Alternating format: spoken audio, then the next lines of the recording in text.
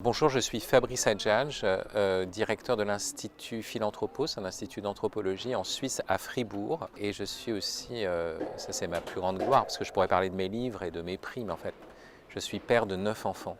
Donc gloire à ma femme. La notion de spiritualité est une notion très vague aujourd'hui. Vous savez, il y a des rayons spiritualité dans les librairies. Ce qui est très important, c'est de comprendre d'abord qu'est-ce que c'est qu'avoir de l'esprit ou avoir un esprit.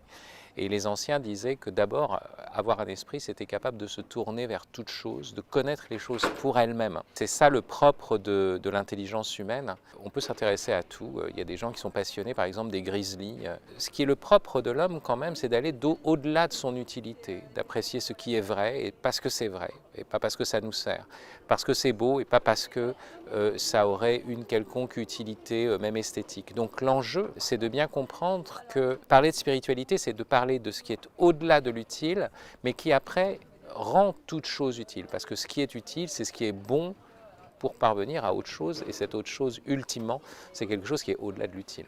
Oui, la grande question, c'est de savoir si on est utile. Alors, vous voyez, ça fait penser à une chanson de Julien Clerc, hein, est-ce qu'on est utile et on voudrait être utile? C'est sûr qu'avant d'être utile, il faudrait avoir la joie d'exister.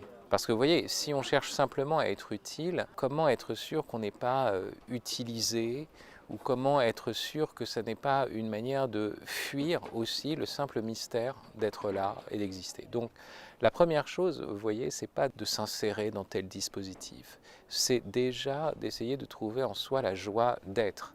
Et après, cette joie d'être va déjà rayonner, elle va être utile à tout le monde. Et après, deuxièmement, ça c'est la question du discernement de sa vocation. L'endroit où je sers, au sens du service, c'est pas simplement au sens de l'utilité, de l'utilisation, c'est forcément l'endroit où j'ai été appelé. L'enjeu, c'est de discerner vraiment quelle est notre vocation, quelle est notre mission sur cette terre d'une certaine façon. Et à ce moment-là, tout se justifie.